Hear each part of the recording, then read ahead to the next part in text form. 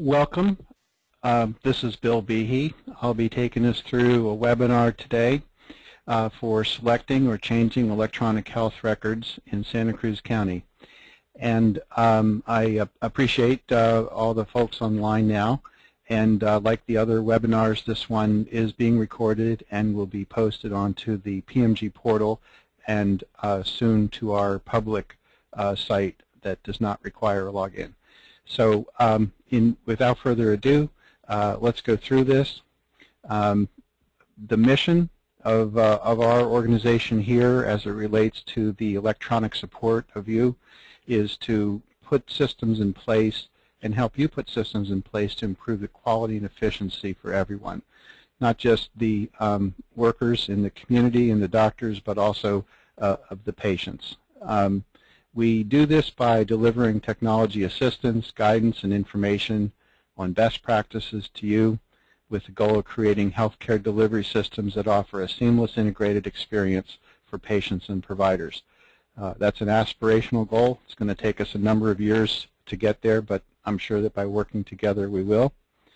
And also we provide services and tools to help users become meaningful use of an electronic health record that is connected to Santa Cruz Health Information Exchange so that you can seamlessly and safely and securely exchange patient data. These systems that we're putting in place support all of the buzzwords that you've heard, and there actually is some substance behind them, but we are working on a number of accountable care models which these systems support, as well as clinical integration.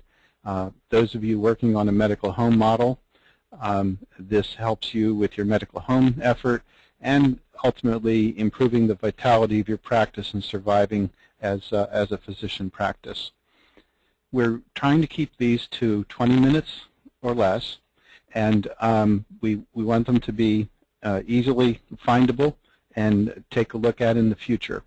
So first, we're going to start with Stage 1 versus Stage 2 announcements.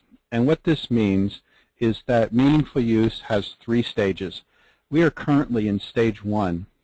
Stage 2, which raises the bar on what the software needs to do and what you as a provider need to do if you want to remain a meaningful user, will be going up. That is sometime in 2014 for Stage 2. The latest date to start Stage 2 is October of 2014.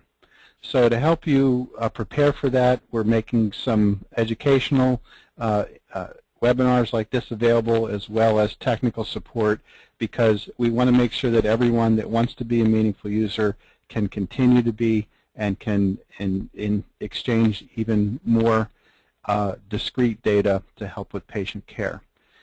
So don't panic about Stage 2 now. We will be having webinars this summer about Stage 2 as well as ICD-10 preparation, and this is a ways off.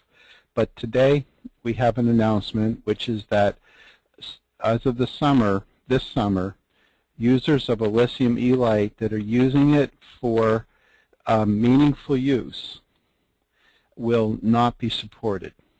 And we already have sent electronic mail to you, and we have also sent certified letters to you that are using it in that fashion. So you should have probably received both, because since there's money at stake with the meaningful use incentives, we want to make sure that you have proper notice and are not surprised. So part of today we're going to go over what your options are for changing to a different system. The decision to not continue as a certified product was made by Optum. This was nothing that PMG had a hand in. They are doing it for all their customers nationwide. They are simply not able to support Stage 2 and are leaving the program early. So we are recommending that you consider CalMed or Litech MD if you're using Elysium for meaningful use of an EHR. Unfortunately, Optum is not alone. There are a number of vendors that have discontinued products or just stop supporting products, and in light of the heightened requirements for Stage 2. Most recently, over the last few months, Allscripts stopped supporting its MyWay product. That's not the enterprise product that is in use here. That's a different version of Allscripts. So the Allscripts Enterprise is going forward, but it's tuned to a large organization. The product they had for small and solo doctors, MyWay, is going away. General Electric also had discontinued one of their EMRs. I put these up here not as excuses, but just to show you that there's a lot of change going on out there in the electronic medical record industry. Some of you have heard in other announcements and other settings that there are more than 800 electronic medical record vendors that are certified. Surely all of them are not going to survive, and we hope that you and we make the right choices going forward.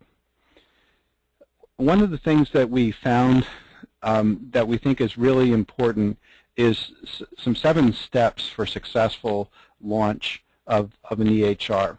So when you're picking an EHR, when you're looking at demos and talking to vendors, and even when you're talking to PMG, if you're looking at us to help you with this, that these are the 7 things that we think are critical success factors. So number 1, narrow down your list of candidate EHR vendors. I'm going to show you 5 possibilities in a moment, but if you are certainly free to select another certified EHR vendor, but we want you to know what the considerations are and how you can protect yourself if you select something. We offer a free review service, and if you want us to, we will attend demos and go through the due diligence process with you of looking over contracts and specifications if you have a vendor that you are considering that's not one of our 5, if you will. So we'll review those specs and we'll provide you a report. It'll be our best analysis that we can give you about the selection that you're considering. And we provide you and your vendor an interface guide. Now it's a little bit technical. It's not necessarily meant to be used by you. I think you'll understand the gist of it, but it is certainly something that your vendor will understand about what's required to be able to connect in this community. And we have a copy of that in our folder here for today's webinar. We have some language for your contract with your vendor that we want you to consider putting that language in when you sign. All too often we've seen failures where the doctor takes the salesman's word for it and doesn't get it in writing, and then later down the road the salesman's gone and the doctor doesn't get what they thought they were getting. And we're more than happy to look at your contract if you're willing to provide us a copy of your contract. And if you're not, that's fine. We're very interested in the interface component of the contract. Again, this is more important if you're picking one vendor that's not on our list here. We've again found that when we come in after the fact without having reviewed or seeing the interface specifications, that you can get burned. And last but not least, inform your vendor that PMG will be participating in your planning and implementation sessions, and we also do not charge extra for that. That's part of our Santa Cruz Health Information Exchange planning and implementation. So there's no additional charge to you. I did skip over on the 5th bullet. You should have your interface fully tested before you go live. And this runs contrary to what most vendors like to do, because the vendor gets to their money as the quicker they can get you to sign off. So most of them will tell you, you don't need to worry about your interfaces. Those are going to take a long time, and we want you to do your training and go live, and then you can deal with your interfaces later. Well, that is a recipe for failure, for disaster, and we can give you references of doctors in Santa Cruz that took the promise of the vendor that they would complete something, and we and the practice has had to argue with some of these vendors for up to 2 years to deliver on their promises. So if you hold out and say, I'm not going live until we get this interface working, then you've got some leverage over them. So those are our 7 steps for a successful selection. Here's some other considerations. Obviously, cost and financing is a consideration. Many of you have already received some meaningful use money and will continue to receive some, depending on where you are. This year it's, I think, $15,000, although some of you might receive more, some of you might receive less, depending on what year of incentive you are in.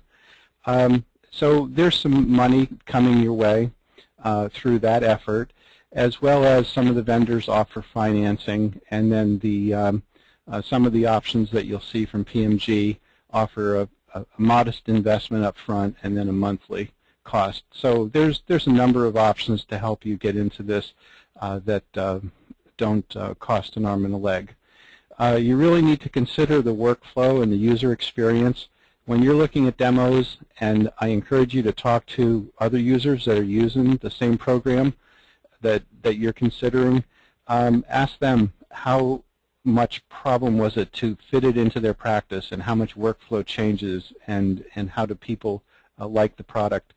What features are available, and that's more of a personal choice. I'm not going to suggest to you what you need to have beyond the requirements. The patient portal is a very important consideration. It is not a stage 1 requirement. It is a stage 2 requirement, which, like I said, is later off in 2014, or for some of you that are starting later, even 2015 is when you'll have to have a patient portal solution. I want to caution you that the vendors would like to sell you their own portal, which often costs extra money, and it will only connect a patient to you. It does not connect them to the community. And that means that a patient would potentially have 2, 3, 4, 5, or more portals to go to based on the number of doctors they're seeing. We believe the dust is going to settle on this, and the path forward is going to become clearer over the next 1 to 2 years, because we think that having so many patient portals that are tethered or connected to a single EMR is not going to be sustainable, and we like the idea of a single patient portal or personal health record that connects a single patient to any of their providers. So we continue to be involved in the national discussion as well as vendor discussions.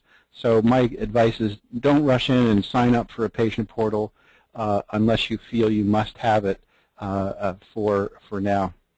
What's the vendor's commitment to meaningful use? This is part of the vendor language that we want you to consider putting in, that not only is it meaningful use stage 1 compliant, but are they committing to stage 2 and ultimately stage 3? The interoperability with the health information exchange we feel is a key factor for improving patient quality and satisfaction of you and the people you're trading data with. What are your considerations for mobile support? How important is it to you to have your solution on an iPad or an iPhone or an Android device? And then finally, big consideration is the vendor you pick, what hours do they support you? We've run into a few vendors on the East Coast.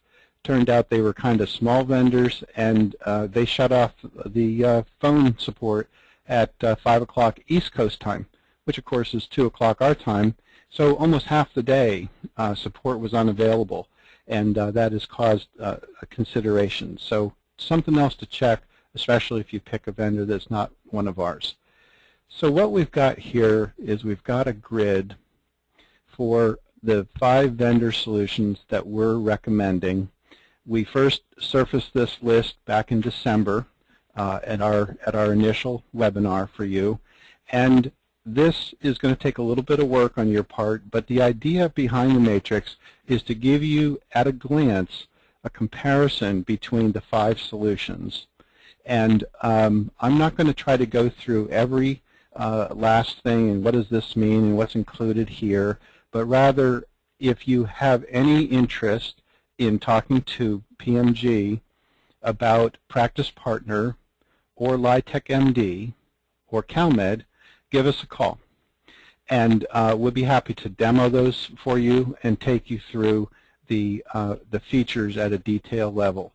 In the middle, you see 2 other vendors, one called EMDs and another one, Athena Health. Both of those vendors have several installations in Santa Cruz.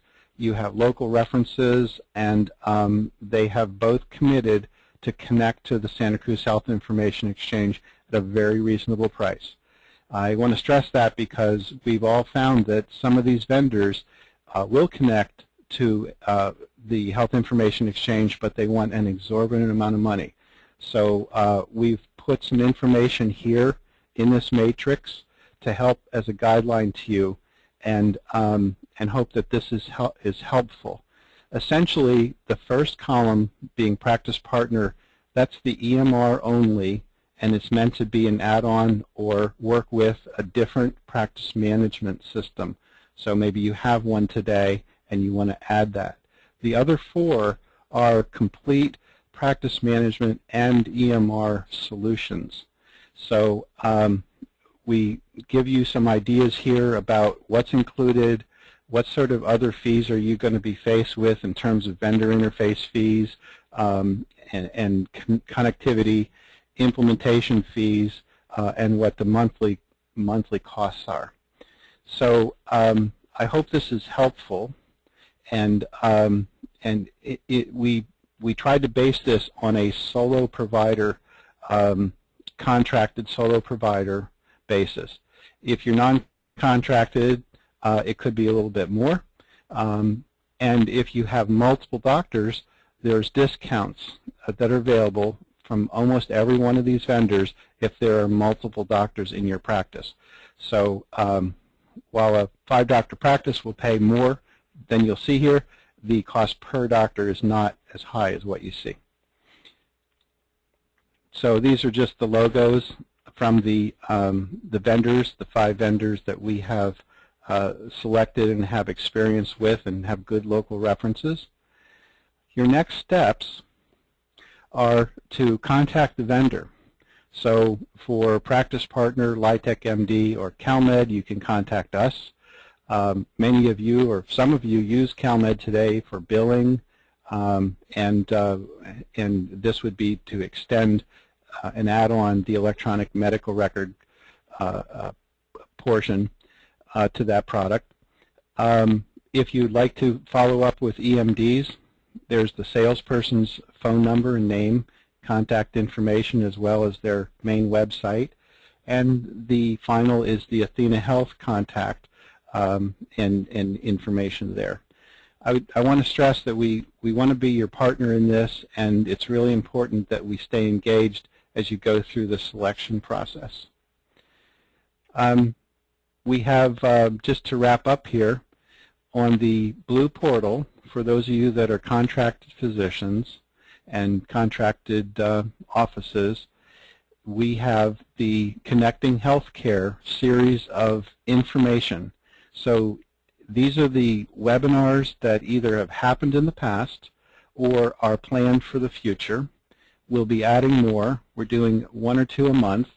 We're also going to be adding tips and alerts out to you as we learn more of what you need to know, such as surviving a meaningful use audit, which is not calendared yet but is very important.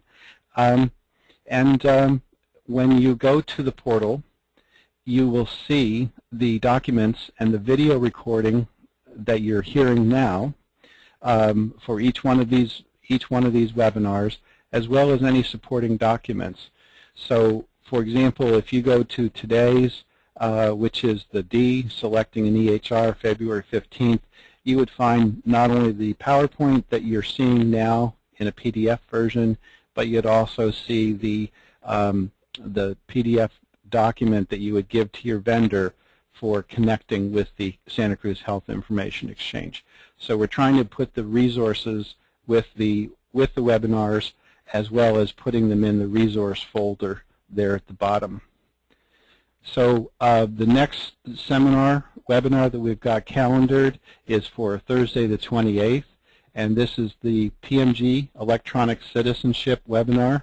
This one is open only to contracted physicians, and it lays out the requirements for using electronic systems in PMG and in your practice if you want to receive the electronic citizenship incentive funding from us. So please join us for that. We've been talking about it since last fall and winter. This is going to do a deeper dive into what those requirements are. So with that, I'm going to give you some time back in your day, and we'll get this video posted, and we do have the slides already posted. I want to thank you for your time and look forward to talking to you.